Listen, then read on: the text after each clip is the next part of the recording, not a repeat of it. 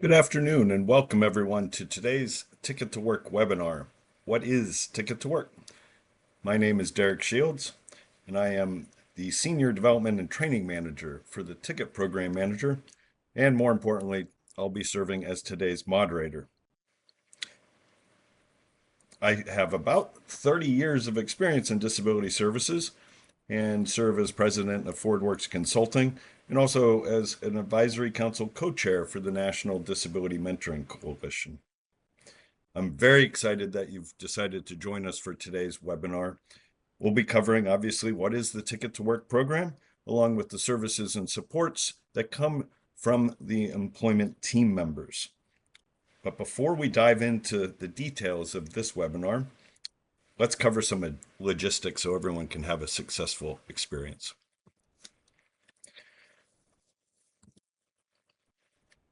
First, please know that all attendees will be muted throughout today's webinar. When asked, how do you want to join the meeting's audio, please select the system default option. This will enable the sound to be broadcast through your computer. Make sure your speakers are turned on or your headphones are fully plugged in to access the sound.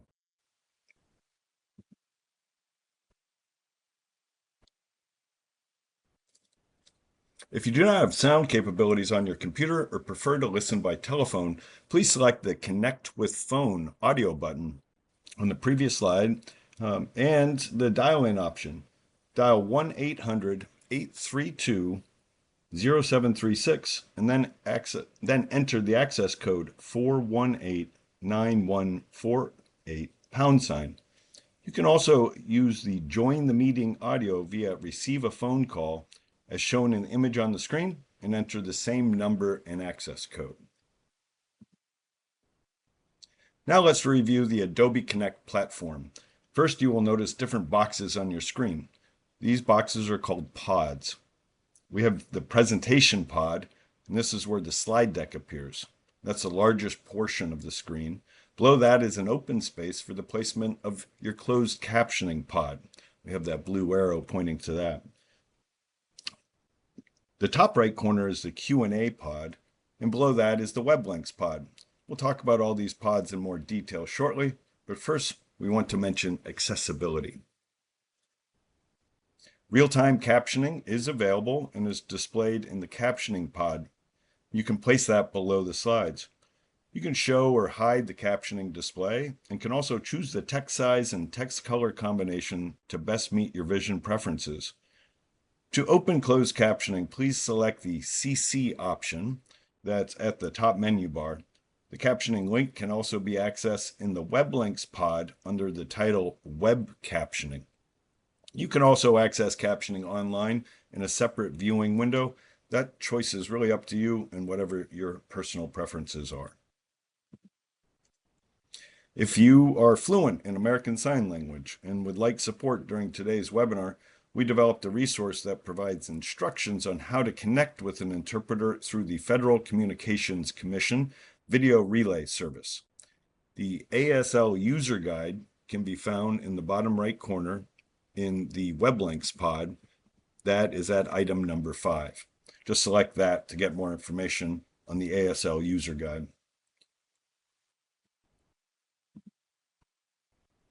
We are here today to answer your questions. We know that you have a lot of questions that you can develop during the session about the ticket program. Please send your questions to us anytime throughout the webinar by typing them in the upper right area of the Q&A pod. We will then direct these questions to our presenter today during 2 Q&A portions. So please send us your questions. Our team is ready to answer. We do want to remind you that we are not allowed to answer personal questions, so please keep your questions general in nature. And of course, please do not put any personally identifiable information in the Q&A. We want to protect that PII. But if you have some general questions, please share those. And if you're listening by phone and not able to use the Q&A pod in the webinar platform, you may ask us questions by emailing us at ttwwebinars@ssa.gov. Our team is standing by to respond. Another available resource that we think you will find very useful is the web links pod. This pod is in the bottom right of your screen, as I just pointed to for the ASL user guide, and lists the links to the resources covered in the webinar. To access the resources, please select the topic of interest and go directly to that. We, of course, encourage you to open it up, but also still pay attention along the way. If you're listening by phone and not logged into the webinar, you may email us again at ttwwebinars@ssa.gov for a list of available resources, or you may reference your confirmation email that you received for today's webinar to access the presentation and other resources. Also, please note that Social Security cannot guarantee and is not responsible for the accessibility of external websites. Now, we do hope that everyone has a great experience during the webinar. However, if you experience any technical difficulties, we encourage you to tell us through the Q&A pod, to send us a message, or again, you can email us at ttwwebinars@ssa.gov.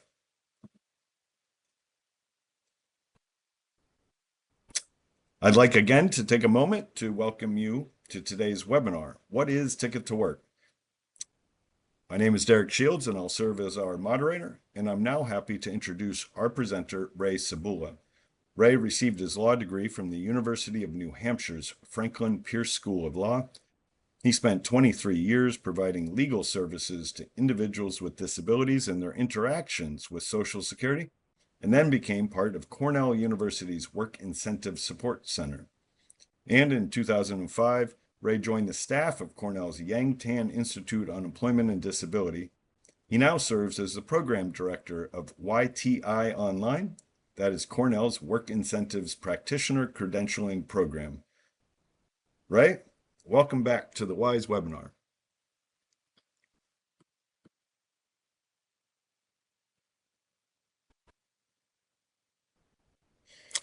Ray, there you go, coming off of mute. Thank you, Derek. It's good to be with you today. All right, today's webinar overview, we're going to discuss Social Security's Ticket to Work program, or the TICKET program as we call it for short. And how can it help you answer questions like, what is this program, the Ticket to Work program? Can I work and keep my Social Security disability benefits? Can I work and keep my health care, whether that is Medicare or Medicaid? And who can help me achieve my work goals? So what is Social Security's Ticket to Work program? The Social Security Administration administers 2 disability benefits programs, and we'd like to tell you all what they are in brief, but let you know that it's very important that who you're working with, who your employment team will be made up of, needs to know which benefit you have. So it's a good idea to figure that out as soon as you possibly can. One of those programs is Social Security Disability Insurance, or SSDI. It is exactly what it says it is. It's an insurance program. It's for people who have worked and have worked long enough to become insured. And these people become basically insured for an income replacement if they become disabled. SSI, on the other hand, Supplemental Security Income, is a needs-based program. It's also paid to people who have disabilities, who are aged, or are blind. This program is needs-based again. It does not require a work history, so that somebody who has worked a bit and has not become insured for SSDI could still be eligible for SSI, as well as somebody who hasn't yet worked. 2 very different programs. We're going to talk about the ticket. We're going to talk about a lot of work incentives. And when we get to those work incentives, it's important to know that there is one set for each of those benefits. which is why we need to know what that benefit is that you receive. What is the Ticket to Work program? The Ticket to Work program is a free and voluntary Social Security program. Remember, free and voluntary. You choose to participate when you are ready to, if you want to, and there is no cost to you along the way. The program offers career development for people's age 18 through 64 who receive a Social Security disability benefit and want to work for the first time or return to the workforce. How can the Ticket program help? The Ticket to Work program connects you with free services to help you decide if work is right for you, prepare for work once you've decided which type of work you want to begin, and find a paid work opportunity. Derek mentioned his mentoring program, and mentoring is a great help to everybody, and these paid work experiences that can result from some of that process are also exceptional opportunities. And lastly, to succeed at work, we don't want to get you a job and place you in employment and say goodbye. We want to be able to work with you so that when you hit a speed bump, when you hit the curbstone, we are going to be there to help you. And once you are set, once you feel you're good to go, then we will stop working with you if that is your choice. But we want you to be placed in employment and we want you to be succeeding. You can learn more about these at What is Social Security's Ticket to Work program in the web links. And also, there's a self-guided tutorial there to begin exploring. The Ticket to Work helpline is a great place to start. There are lots of questions you may have, and the Ticket to Work helpline can help you answer them, or at least get you to someone who can give you a more detailed answer should you need that. They offer a toll-free helpline to answer your questions and support you on your journey to financial independence. Call the Ticket to Work helpline Monday through Friday, 8 a.m. to 8 p.m. Eastern Time.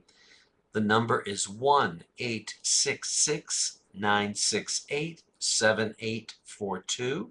And for TTY users, it's 1-866-833-2967. So our first topic today is, can I work and keep my Social Security disability benefits? Short answer is yes. Now let's figure out what that means. Lots of work incentives, and I mentioned them earlier. Again, one set of work incentives applies to SSDI. One set of work incentives applies to SSI. So Social Security has safety nets in place, and we call them work incentives, that allow you to keep all of your benefits or some of your benefits while you begin working. Work incentives are programs and rules that help a beneficiary enter or re-enter or continue employment by protecting their eligibility for benefits payments and or health care until they can replace their SSDI or SSI benefits with earnings from employment or self-employment according to Social Security standards. Now, there's a lot of stuff built in there, but we will be talking about a lot of it. Whether you're looking for a job for the first time or returning to work after an injury or illness, work incentives can help you through the transition to work and towards financial independence. That's a really good thing. In the ideal situation, the people on your employment team will be helping you make that easy transfer from benefits to financial independence via earned income. So the first work incentive, and this is an SSDI work incentive, is the trial work period. Yeah, this is one of the many incentives available to people, again, who receive SSDI, the insurance program. If you receive SSDI, the trial work period, or TWP, allows you to test your ability to work for at least 9 months. During your trial work period, you'll receive your full SSDI benefits no matter how much you earn, as long as you report the work activity and continue to meet Social Security's rules for disability. So remember here, there's a difference between earnings impacting your benefits and your disability status impacting those benefits. How do we calculate a trial work period? The TWP continues until you accumulate 9 service months. They're not necessarily consecutive, but they have to fall in a 5-year period. Now, that's confusing, so I'm going to give you a little sample here. If I return to work in January of 2025 and earn more than $1,160 in gross wages, I have used a trial work month. Every month, I'll be reporting my gross wages to Social Security. If they are above $1,160 in a month, I have used a trial work month. If they're not, I have not used a trial work month. And we count, every month you use a trial work period, we go back and count. Are there 9 of them in a 5-year period? So once you do it a few times, just imagine yourself working with 5 years in a row and mark them off as you're going. You will see how we can accumulate those. So there's also another rule for people who are self-employed, because we all know that if you start a business today, you may work real hard, but you may not earn any money, right? Small businesses take time to begin earning a profit. If you work more than 80 hours in 1 month, you will also have used a trial work month, because that more than 80-hour month is considered a service month. So 2 different standards, one for people who are working for somebody else and one for people who are working for themselves. Now, how can you get more information? Take a look at the trial work period fact sheet in the web links pod to learn more about the trial work period and about another work incentive that's available when you complete your trial work period, called the extended period of eligibility. Now, the extended period of eligibility, just so you'll have a little bit of information on that, is a 36-month period, 3 years, consecutive months, 36 of them, while you're still protected. And we look at a different number. Just remember that it begins the month immediately after the trial work period. So again, check your web links pod. Again, with questions, call the helpline. Now, what is a plan to achieve self-support? A plan to achieve self-support, or PASS plan, is a work incentive for SSI recipients. We're looking to gain funds to pursue a specific work related goal. The PASS plan describes the steps that you will take and the items of services you will need to reach that goal. For instance, if I want to become a teaching assistant, let's do that one. I'm going to need to apply to a community college to get a 2-year degree in teaching assistance. I'm going to have to find money to pay that. I could be saving in my past to pay tuition. I could be applying for grants. I could be applying for scholarships. When we finish school, I'm going to need a car. I need a car to go to work. Notice I'm not becoming a car. I'm becoming a teaching assistant who needs a car to go to work. I have to get some clothes for my interview. I need to have somebody, assist. If you're not participating in the Ticket to Work, I might need somebody to help me find a placement, give me some interview skills. All of that can be put into the plan and much more. When you have an approved pass, Social Security does not count the money you set aside to help reach your goal when you're determining your SSI payment amount.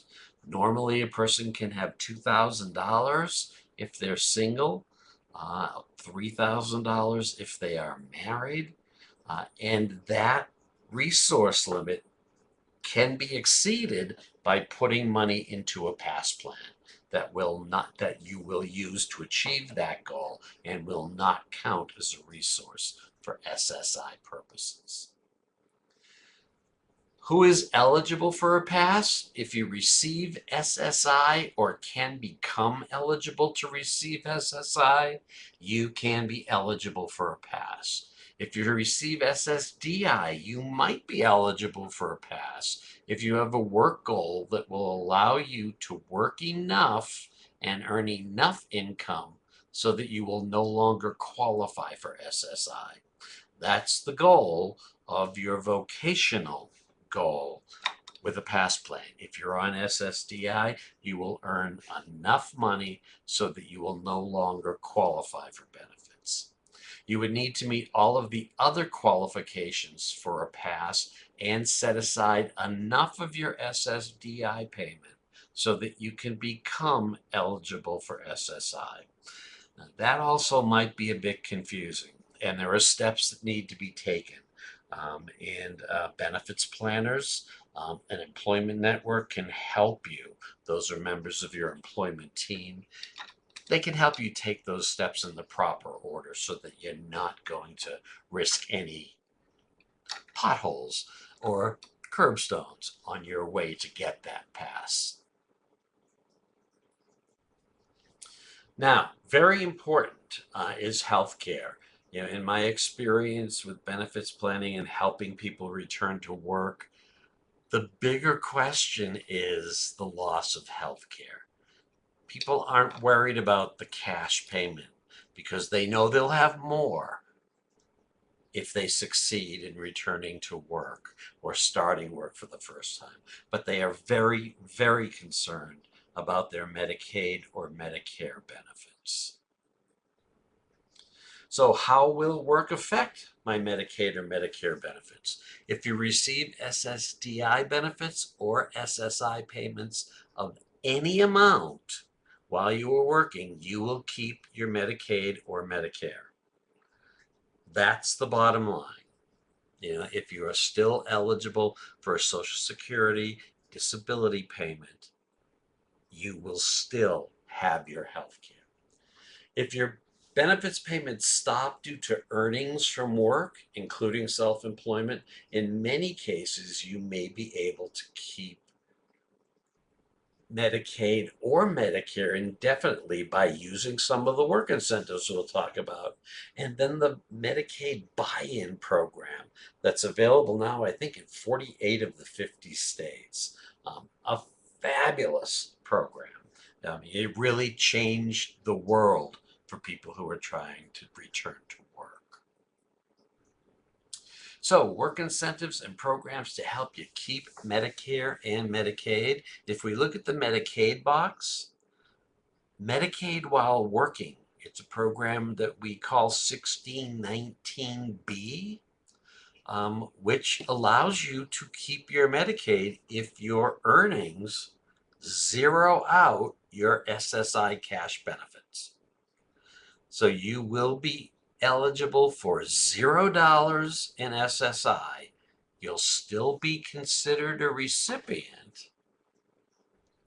All of this has to happen because of earned income, and you can continue to increase your earnings up to your state threshold.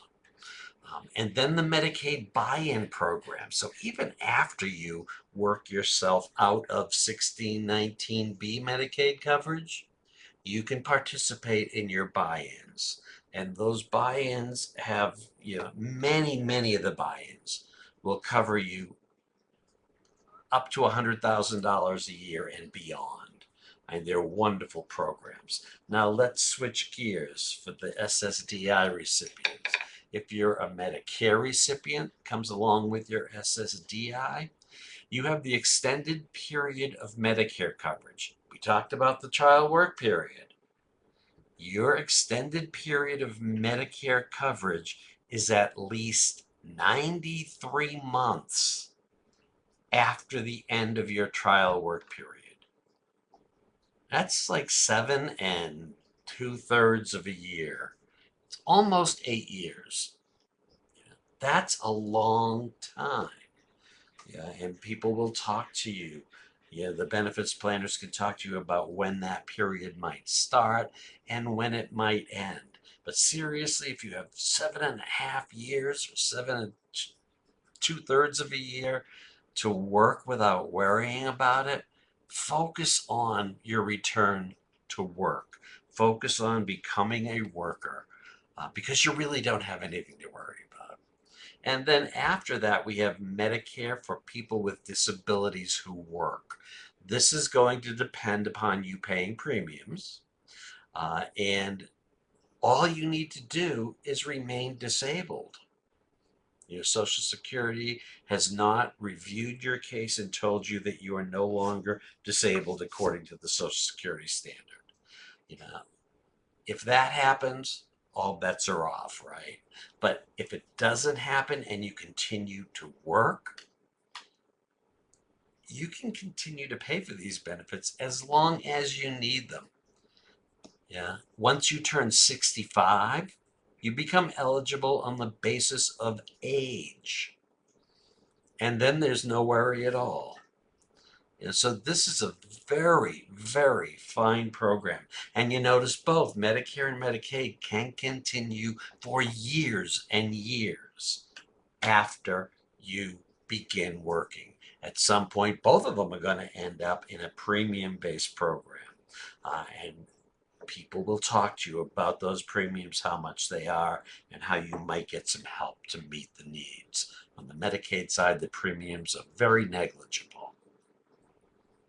So Medicaid while working, or 1619B. If you receive SSI, you may qualify for Medicaid coverage when your payments stop due to earnings if you have been eligible for SSI for at least 1 month. That's easy enough. Continue to meet Social Security's definition of disability. Still meet all of the other non-disability SSI requirements. So that's that resource level we talked about. The one issue that I have with this program is that you can be earning a lot of money, but you need to spend it all.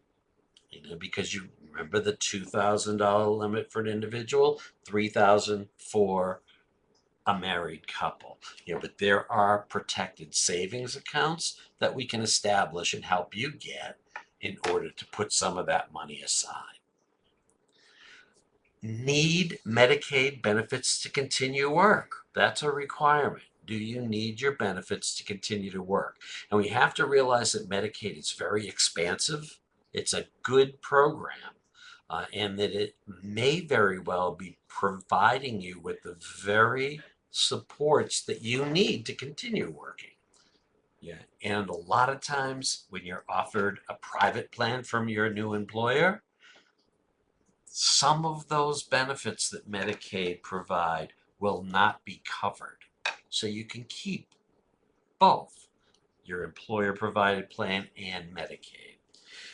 And again, you have to have income, gross income, that's below your state threshold. And there's an updated threshold amount chart at ssa.gov/disability research /WI/1619B.htm. That's probably in your web links pod as well. Now, the Medicaid buy-in program, I told you this was a game changer, and it really, really was. Many states are going to allow you to purchase Medicaid under a buy-in program. You may qualify if you meet the definition of disabled under the Social Security Act. So notice that. You don't need to be on benefits. You just need to meet the definition of disability. Each state's program is very different, and I can't begin to tell you how different they are. But most require that you have some earnings from work. The one in New York is called the Medicaid buy-in for working people with disabilities. So there's work. If you think of work incentives, you can only get them by working. Some states allow you to have a significant earnings from work or self-employment and greater savings than Medicaid normally allows. Yeah, we're going to look at New York again because that's the one I'm most familiar with. The New York program will allow you to earn $79,000 or $80,000. Yeah, and it has a $20,000 resource limit. So you can save some of that money that you're earning. Under certain circumstances, people who receive SSDI benefit may also be eligible for the buy-in program. That's a great thing too, because you may need, again, these Medicaid services to continue your work effort. And even on SSDI, we could purchase those through the Medicaid program. Again, it's a buy-in. There is a premium. It's usually based on income. And again, they're all very reasonable. I haven't seen one that made me gasp at all. You should check with your local Medicaid agency to find out what is available in your state. Everybody assumes this is Medicaid. Well, Medicaid is made up of very different plans. So we want to check with your state program in order to determine what options you have in New York or in New Mexico or in California. Now, the extended period of Medicare coverage, this is the SSDI program we've been talking about.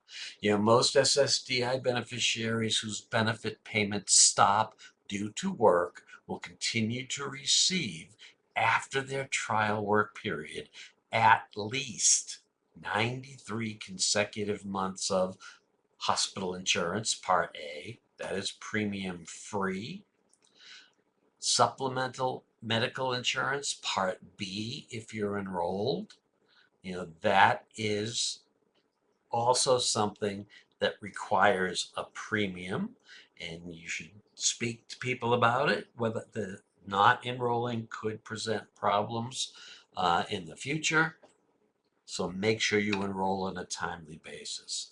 And premium drug coverage, Part D, if you're enrolled. Again, Part D requires a premium. The average premium this year is about $42.50, I believe. And you can get plans from $0 up to $80 to meet those prescription drug needs. And we're not going to talk about it today, but there are help programs that can help pay those premiums or help you pay some of those premiums. They are income-based, and remember, this is a work incentive. You need to be working to get it. Medicare for people with disabilities who work. You know, after your premium-free Medicare coverage ends because of work, you can buy continued Medicare coverage as long as you remain disabled, and that's disabled according to Social Security's standard. You are eligible to buy Medicare coverage if you are not yet 65. Because at 65, you become aged and you are eligible on the basis of age. And you continue to have a disabling impairment, and your Medicare stopped due to earnings from work. Again, a work incentive. We need to have work activity to get these extra periods of time. If you have Medicare questions, for more information, please visit medicare.gov. It's actually a very friendly website. You can chat or talk with somebody live 24 hours a day, 7 days a week at 1-800-MEDICARE or 1-800-633-4227, or for TTY users, 1-877-486-2848. And humans pick up those phones and a human will talk to you. It's also a very helpful and friendly phone line. Okay, Derek, that brings us to our first break for questions. This is Derek. Ray, thank you so much for going through all the content. I'm sure, as we've seen in the comments in the Q&A pod, that there's a lot of details, and it's at times might feel overwhelming for folks that are exploring all this. One of the things I'd just like to encourage folks to know is that there are a lot of available resources and tools to help in following up to your questions and supporting you. The very first item, we had a question, says, well, where's the website for this? And we'll give it to you a couple times. But in the web links pod, number 3, the Choose Work Ticket to Work link, that will take you to the Choose Work website. And we encourage you to visit the Choose Work website to follow up everything that Ray is saying today. It will help you walk through at your own pace. And we'll also repeat that beneficiary helpline telephone number a couple more times too. With that said, Ray, we have plenty of questions coming in, some generic, and then others coming right to some of the work incentives that you were just talking about. Let's start out with a couple of the more of the basic ones. Do I need to use this program to find work, or can I apply for jobs directly? That's a good question, Derek. As I said earlier, the Ticket to Work program is voluntary. You do not need to use it to return to work. You can return to work on your own. Again, that Choose Work website will give you an overview of the work incentives that you can still use, even if you don't want to use your ticket. The benefit of using your ticket is the employment team. And we're going to talk a little bit about that in the next couple of slides. But that employment team is going to help you get through all of this dense material. Benefits planners can help you determine what will happen to your benefits when, as you earn income and that income increases. Employment networks are out there to help you locate people in your or businesses in your area who are hiring people, and can help you determine just by talking with you, what type of job do you want and are you ready to begin pursuing employment. So there are benefits to the Ticket to Work, but no, you can go to work on your own. So if you do that and apply for a job and get it, please remember that needs to be reported to Social Security, and you need to report who the employer is, where they're located, how much you're expecting to earn, what your hourly rate might be, things like that, so that Social Security will be ready to receive your monthly reports of earned income. This is Derek. Thanks, Ray, for that. It sounds like while you have the flexibility to make that choice on your own, there's a lot of benefits to working with the employment team.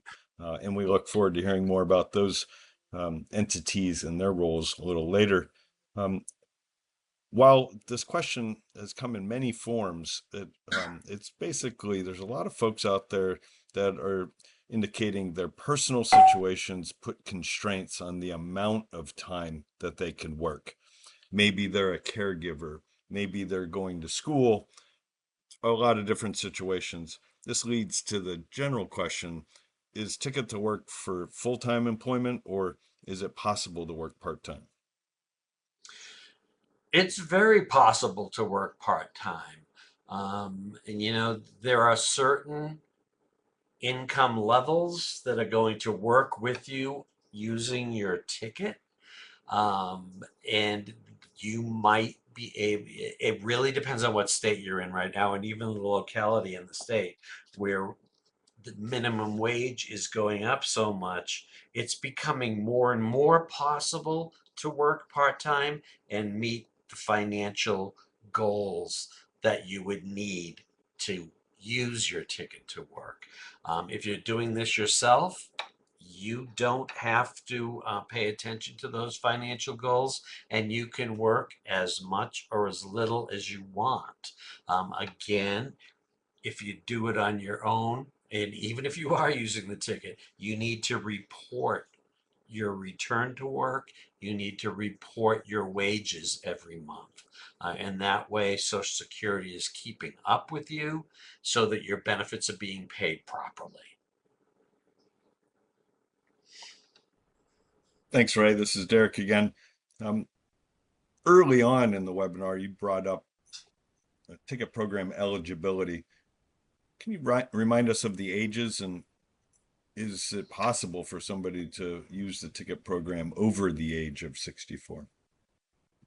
Yeah, it is right now for people between the ages of 18, and that 18-year-old needs to be determined to be a disabled adult. So there's an extra step for that 18-year-old through the ages of 64. Right now, the ticket stops. Yeah, there has been a lot of discussion about increasing that. The retirement age is increasing, so why not increase it to 67? And it hasn't gone anywhere yet. But once you are 65 years old, there is no ticket that's available to you. Thanks, Ray. Let's switch gears a little bit. You've talked a little bit about the trial work period, and you talked about the PASS plan, and then we got into accessing Medicaid and Medicare while working. Let's go back to the trial work period. There's been a lot of questions that basically are around the point of how many times can I start and stop during the trial work period? So, could you go through that a little bit more so those folks that heard it for the first time will have a little bit more confidence in how they could use the trial work period? Sure, I'm going to give it a good shot anyway. You know, you the way I like to think of it is your trial work period begins the first time you earn more than 1160. That's 2025 figured in a month. So your trial work always starts, right? Now the question is, does it ever end? Remember, we talked about 9 non-consecutive months within a 5-year period. If you're working during the holidays and you're only working in December and earning $2,000 a month, you are using a trial work month, a service month, because it's over 1160.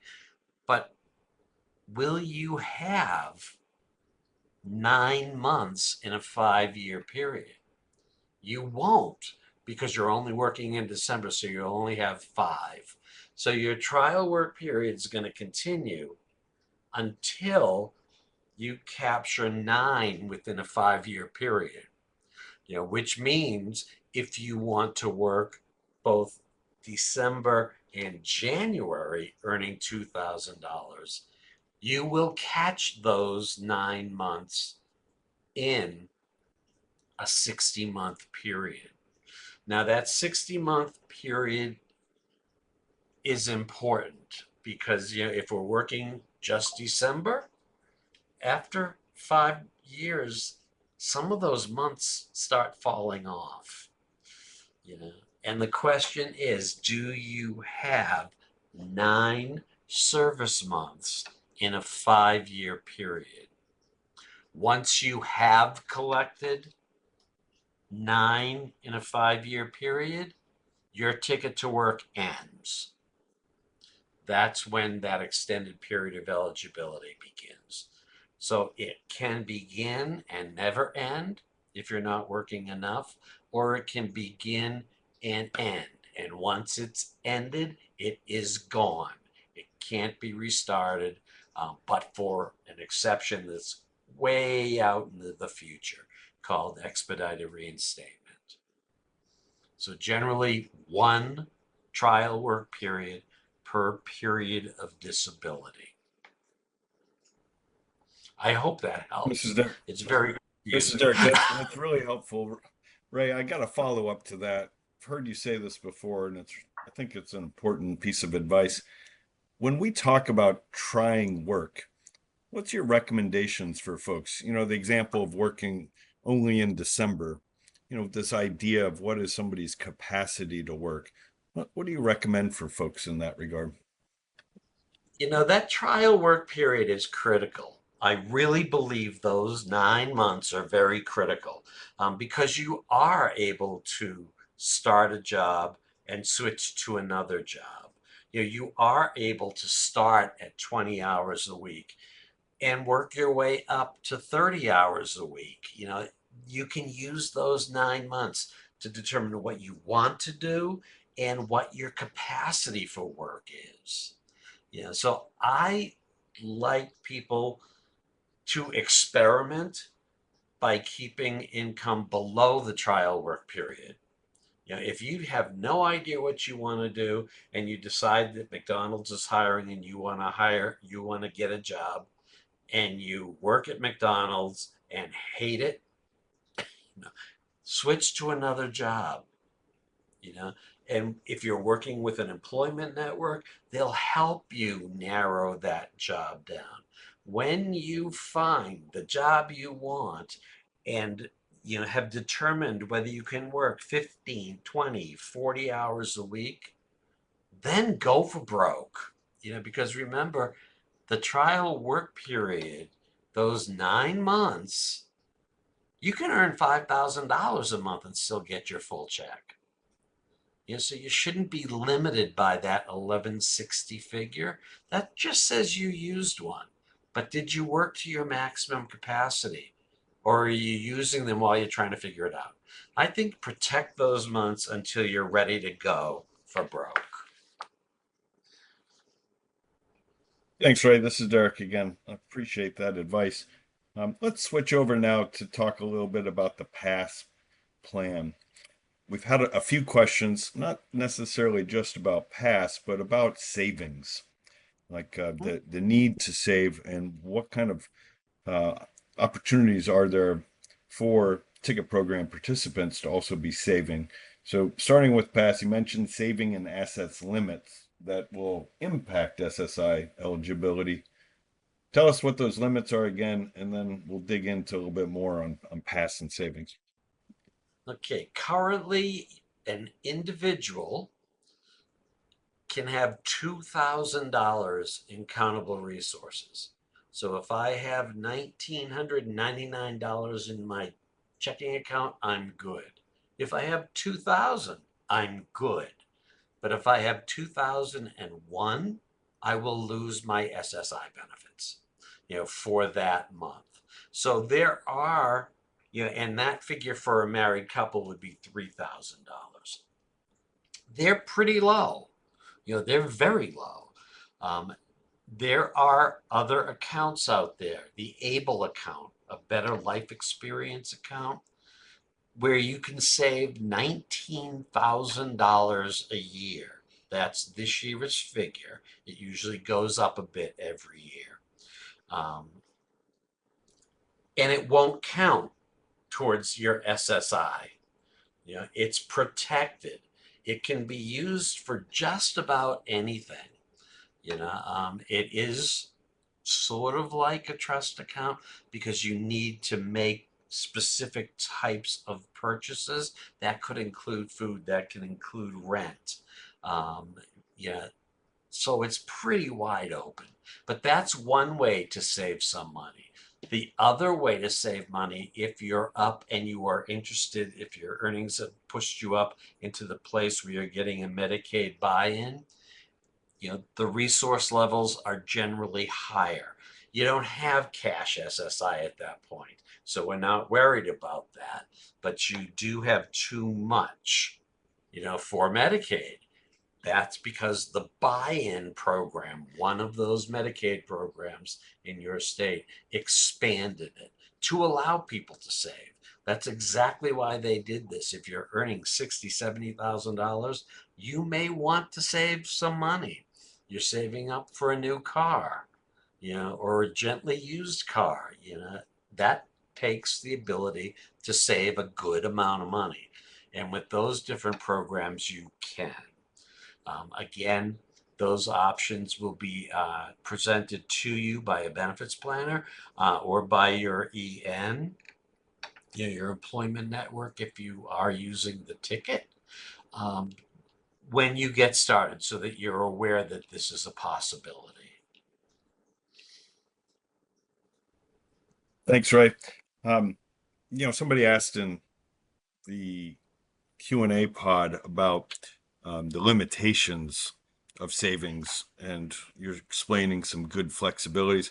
I just want to make note that on January 1st of 2026, the ABLE account program that Ray was talking about is going to change to disability onset before the age of 46. So if you're interpreting ABLE accounts today, it's currently before the age of 26, but that on January 1st, 2026 will change to onset of disability before the age of 46, so up to the age of 45. So consider that when you're thinking about savings in ABLE and PASS. All right, another question, Ray, for you. How detailed does my PASS budget need to be? Very detailed.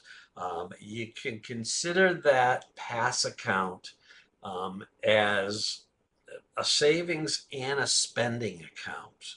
Whoops. Derek, can you hear me?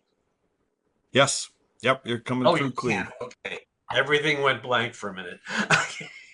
I'm with you. Good. So you can consider that pass plan a savings and spending account, and both have to be very detailed. If I am going to put $300 a month into the pass account, I have to do that. Social Security will monitor that. They'll look at 6 months, 12 months, 18 months to determine if you're meeting your savings goals.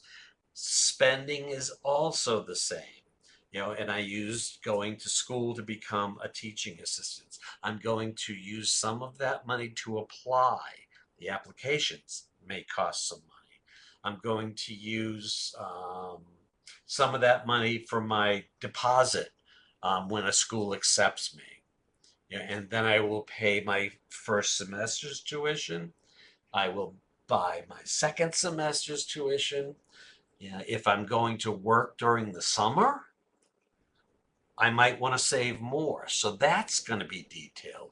When I get out, I need a laptop to go to school. I'm going to buy that early, but it's going to tell me what brand, what type, what programs are going to be in that computer so that I can get through school. So it is a very, very detailed plan. Thanks, Ray. Appreciate that response. Question, it's come in a couple different forms, but the folks are asking about, well, if I'm in this state or if I move from one state to another, how does the ticket program work? Do I have to change my provider in those states? Can you explain a little bit about how the national program works so folks have a little bit more clarity? Sure. The employment networks, are private or state entities that have an agreement with Social Security to provide you with services. And some of them are tiny. If I set up Ray's Job Shop, I may only decide to serve Santa Fe, New Mexico. It's just me. There are others that cover the country or regions of the country. Some of them are getting bigger and bigger all the time. So if I have an EN when I am in New York, if that EN is national, it's possible that I could not only keep the same EN, but the same counselor, right? The same person that I've been working with. You can do everything via distance, so that my move might just require, a computer and an internet connection to keep in touch. Yeah, if you're working with Ray's Job Shop and you move from Santa Fe to Phoenix, you would have to find somebody in Phoenix who would take over your plan. And there are ways that can happen. There are rules built in, associated with changing ENs. The benefits planners, they're a little different, because they are funded by states. Yeah, and a couple of them, not many, but a couple of them do cover more than one state.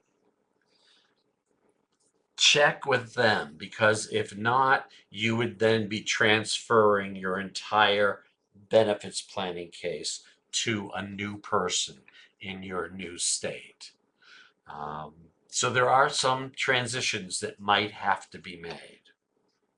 You know, Again, once you're out of the area that the benefits planners cover, you're going to need to find somebody else. And I think that's This is all. Derek. Ray, that's really helpful.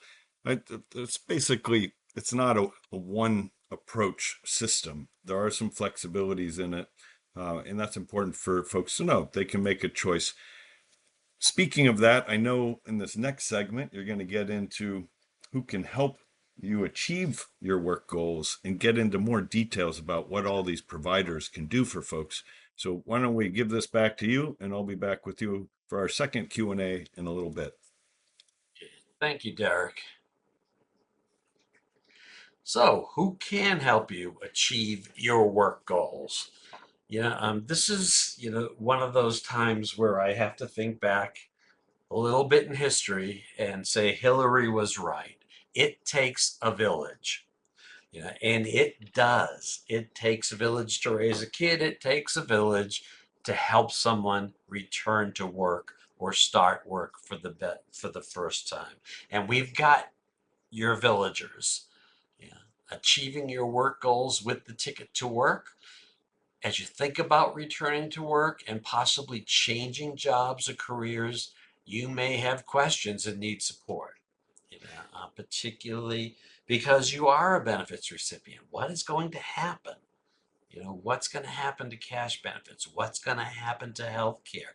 What do I do if I need a reasonable accommodation? How do I have that discussion?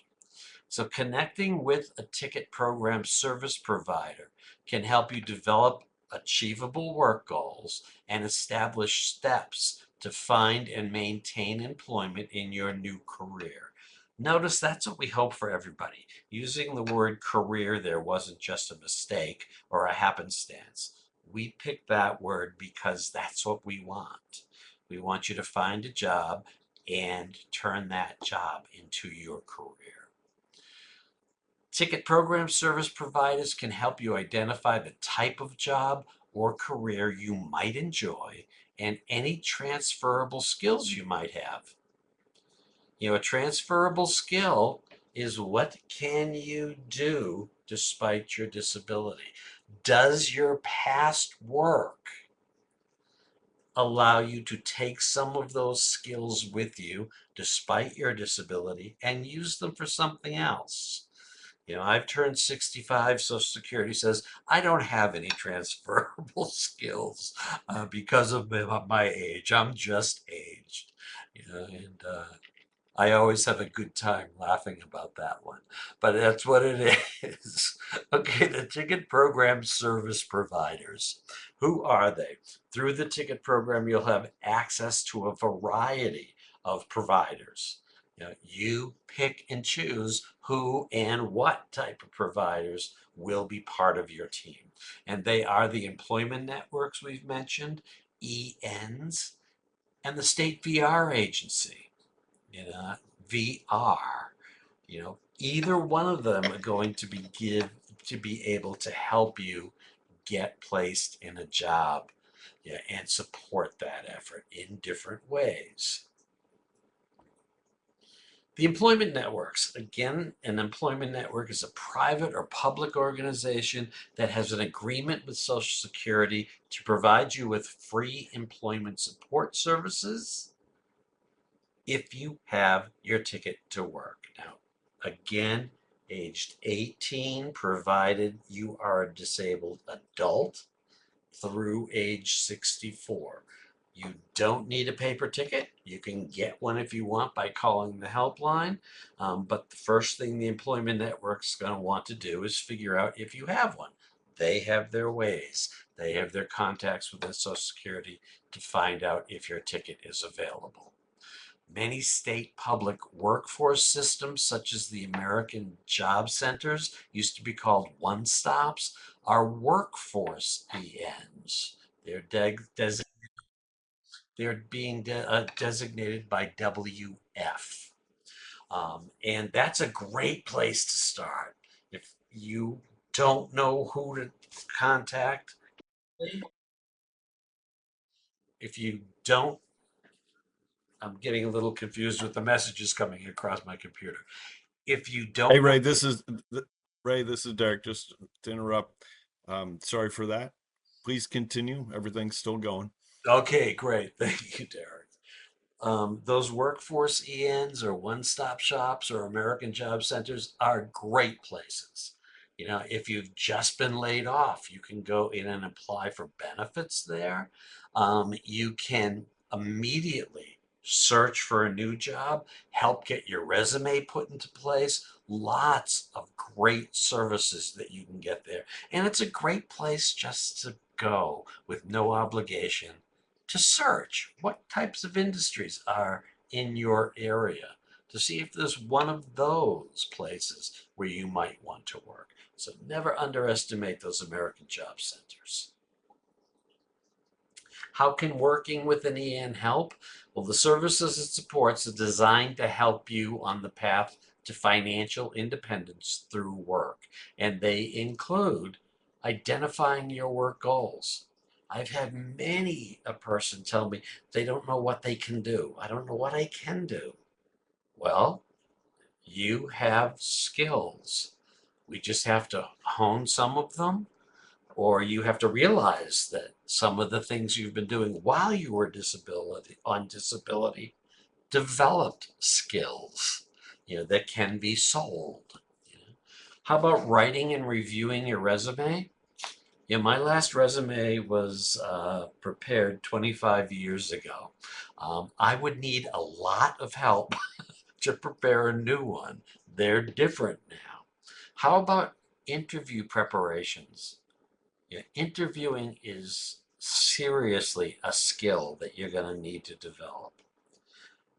What kinds of questions are you expected to be asked? Do you have questions for your prospective employer? If I'm going to go down, I'm trying to think of a business that's here, Hilton Hotels. If I am going to go to Hilton Hotels and sit for an interview, they're going to ask me, do you have questions for us? And you really need to do a little research. And maybe there is a program at that hotel for people with disabilities. Ask a question about it. Note that you were interested in that program because of your own situation. Let them know you're as interested in them as they should be with you. So preparing practice interviews are critical. I really believe that's absolutely critical. How about those reasonable accommodations? Remember that you don't have to ask for them during your interview. You need to ask for them when you begin working. You know, do you know what that accommodation is? Do you have any idea how much it costs? The employment networks can most certainly help you with that. The Job Accommodations Network, Jan, is a great place to find out that information because most reasonable accommodations are much cheaper than the employer is going to expect them to be. And receiving benefits counseling. Many employment networks now have benefits planners on staff. If they don't, you can find them on Choose Work, the Choose Work site that Derek pointed out, and the Find Help tool. Benefits planning, I think, is critical as well. Because I want to know what's going to happen to my benefits the first month I work. What should happen to those benefits? I want to know what happens when I reach a certain earnings threshold. What will happen? Will my health insurance continue? So it's better to be prepared for those events. You will lose your cash benefits at this level of income. But remember, we can buy into Medicaid. We have 1619B. We can actually pay premiums for Medicare to keep everything in place. Yeah. It's a great plan that will guide you through and make sure that transition from benefits to employment is easy for you. Easy for you. State VR agencies. These are big, big agencies. And they provide a wide variety of services to people with disabilities who return to work, enter work for the first time, or want to change their jobs. A state VR agency may offer benefits counseling as well, and you may also be able to help you with vocational rehabilitation and training and education. Now, as I said, the employment networks are all different sizes. Not many of them are going to be available to you for vocational rehabilitation. It's a very expensive service. So we might be using the state VR agency for that and then waiting. And once we're rehabilitated, sign up with an EN, an employment network, to guide us into the workplace. Or training or education. Ray's Job Shop here in Santa Fe is not going to be able to pay your tuition for 4 years at the University of New Mexico. The state rehabilitation agency might do that. So we can use both in certain circumstances to get what we need to return to work. State vocational rehabilitation normally has enough funding to allow things like that to happen. So how can working with VR help you? VR agencies usually work with individuals who need more significant services. In some states, this includes intensive training, education, and rehabilitation services.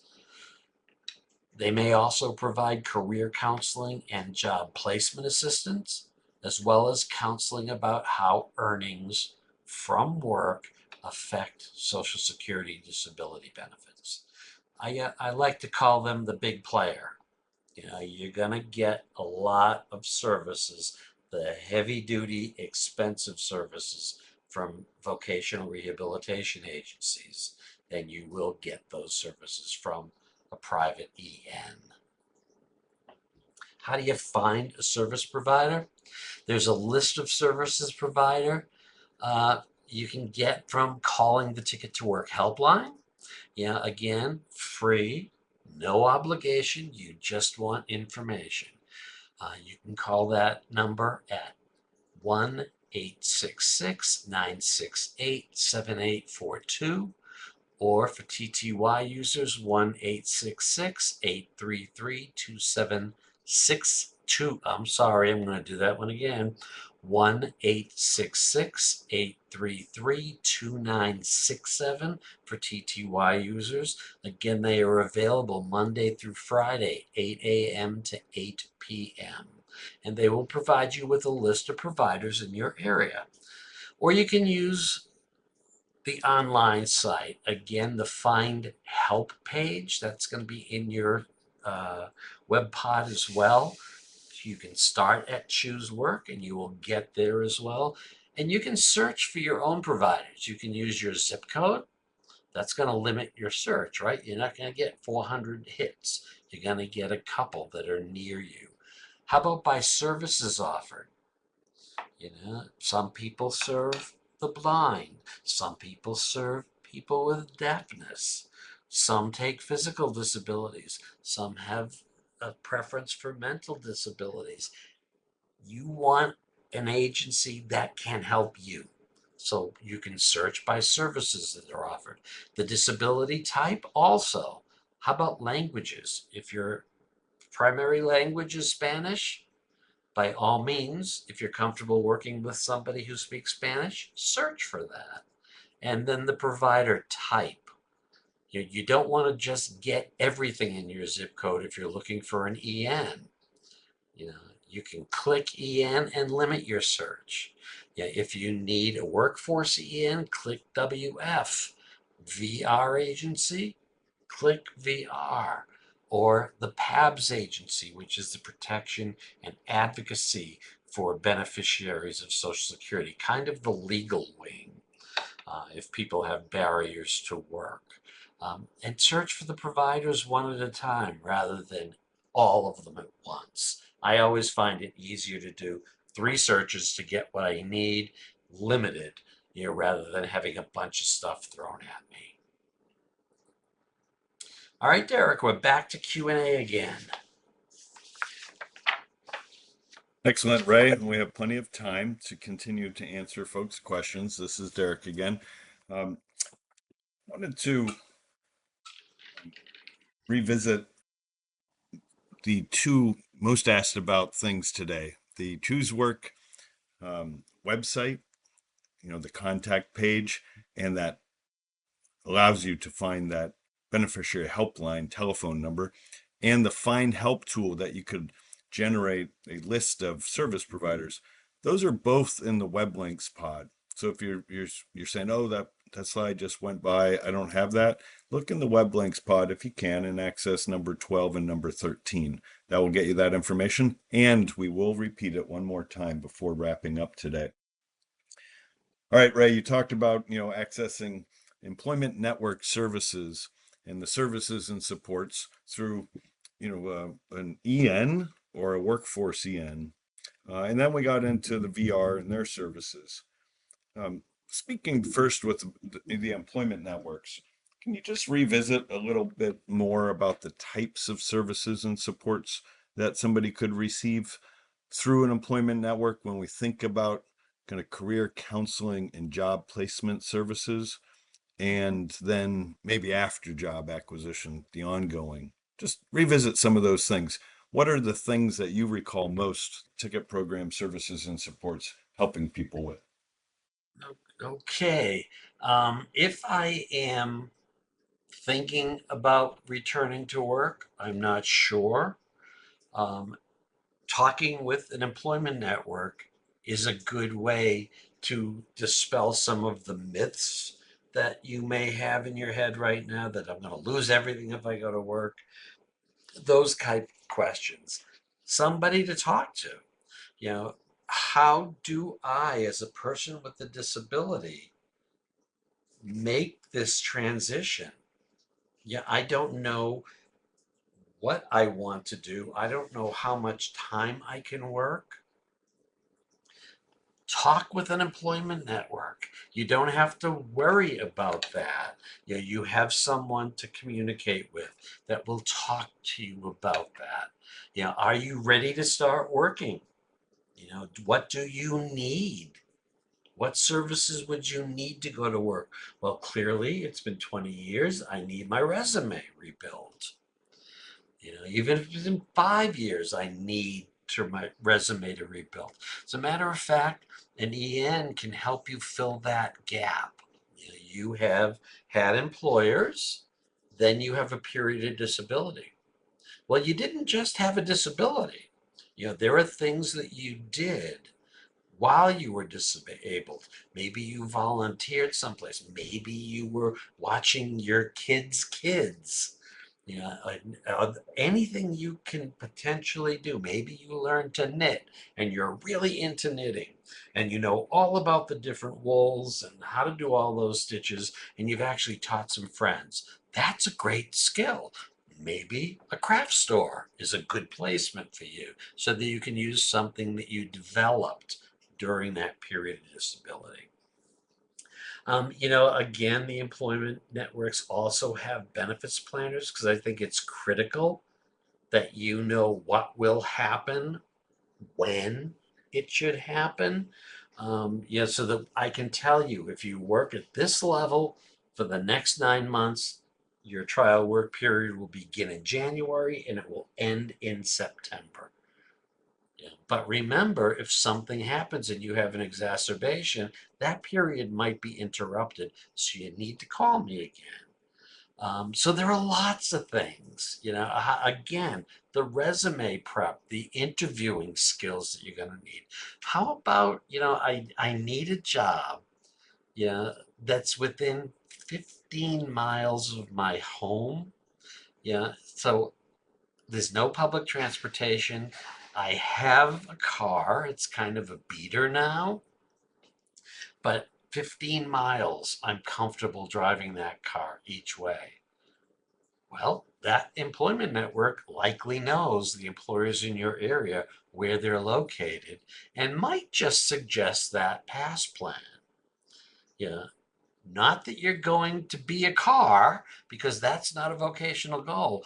But if you have a newer, more reliable car, your job search might expand in area. Now you might be able to work more hours. Yeah, and that gives you reliability as well. And we have had, I remember one gentleman from the state of Wisconsin who had a real clunker of a car. And his boss said if he had reliable transportation, he would give him a full-time job. And his work goal for the past became full-time employment. And he succeeded. He got the car, he was working full time, and I hope he's still off benefits working that job. So there are lots of things the employment network can do beforehand. Now, the employment network can also help you get placed, and work through your responsibilities. You know, what do you need to do? You need to report to Social Security. Well, what do I report? The name of the employer, the location, the name of your supervisor, what you're making, you know, and report your income every month to Social Security. Several ways to do that. We're not going to get into them now. And now you've realized that I've been working a couple of months and I really, you know, need some extra support here. It's time for me to ask for a reasonable accommodation. I need to spend another, you know, 10 minutes twice a day just getting away from everything to calm myself down, or that back impairment is causing pain and I just need a little extra time to rest. How do I ask for that? Can you help me? Okay, now we're supporting you on the job. So there's lots of stuff that employment network can do. Before you work, while you're getting that job and then on that job. So that's what an EN can do for you. Keep working with you until you're ready to really seriously ready to tell us, I think I got it now. Yeah, we will then wave goodbye and wish you luck. But if something happens, remember us. So lots of stuff, Derek. I mean, it's almost limited only by the employment plan that the person has developed with that employment network. This is Derek. Ray, thanks a lot for these descriptions. I think they might be helpful for folks out there. Um, you just mentioned we'll wave goodbye, but then remember us in case you need to come back. We actually had a question today about somebody that worked with a vocational rehabilitation agency many years ago, and then Mm-hmm. wants to know kind of like is eligibility still available. So talk to us a little bit about accessing VR services, you know, maybe more than once, but also talk to us a little bit about how vocational rehabilitation agencies can also work with handoffs to employment networks. That's a great question, Derek. And I mentioned that was possible. So I'm glad the question came up. It is possible. Now, remember, you have one ticket, it can only be one place at one time. So if you need education, if you need extensive rehabilitation services, you might take your ticket to the vocational rehabilitation agency. Again, they're going to help you get through school. They're going to help you to learn how to do maybe the same job differently because of your disability, or use prosthetics or assistive technology to do some of your job, and provide you with what you need, the prosthetics and the assistive technology. They generally close your case after you are placed and work for 3 months at substantial gainful activity levels. That's $1,620 countable earnings. So it's not your gross. We're going to use work incentives to chip away at that too. But if you do work 3 months, they consider it a successful closure. Now, what if that job's not working out? What if you really want another job? What if you want more support as you go on? Now it's 4 months into this, and I'm really having a tough time, keeping up with the 35 hours that I believed I could work, and I need to cut back. How do I talk to my employer about that?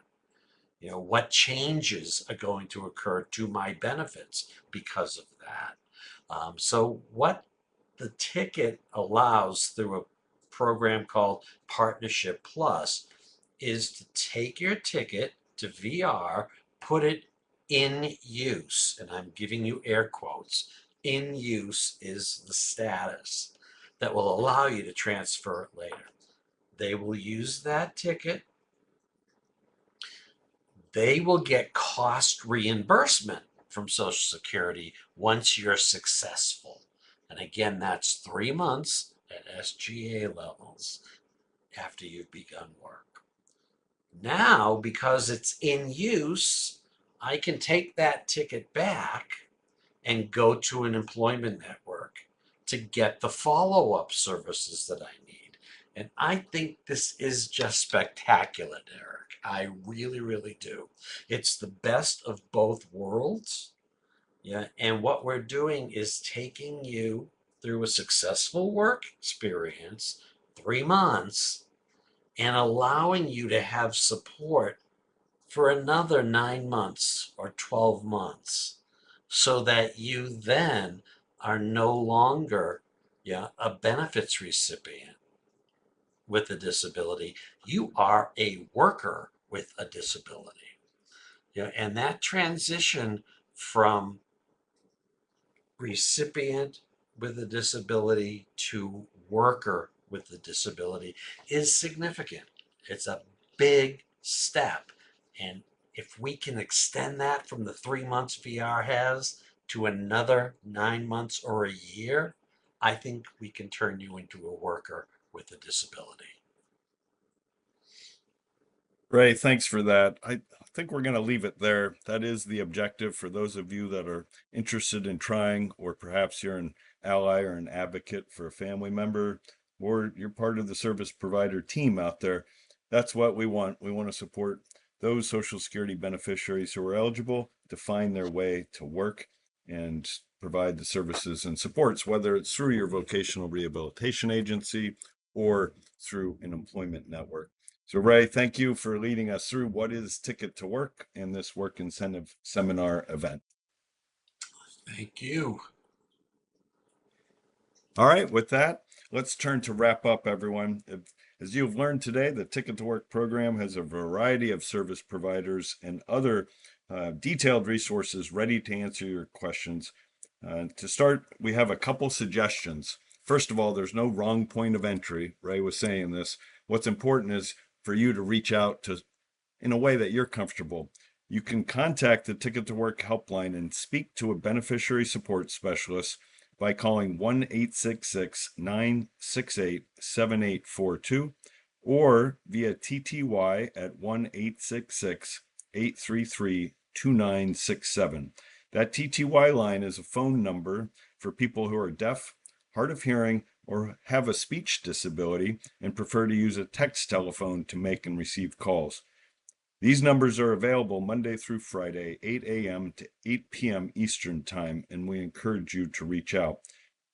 Or you can visit us online at the Ticket to Work website at any time. That's choosework.ssa.gov. You'll find details regarding the topics covered by Ray in our webinar. ChooseWork also has great information and resources on the work incentives we discussed, and that's where you can access the Find Help tool that was described earlier to generate your employment network or other service provider contact information.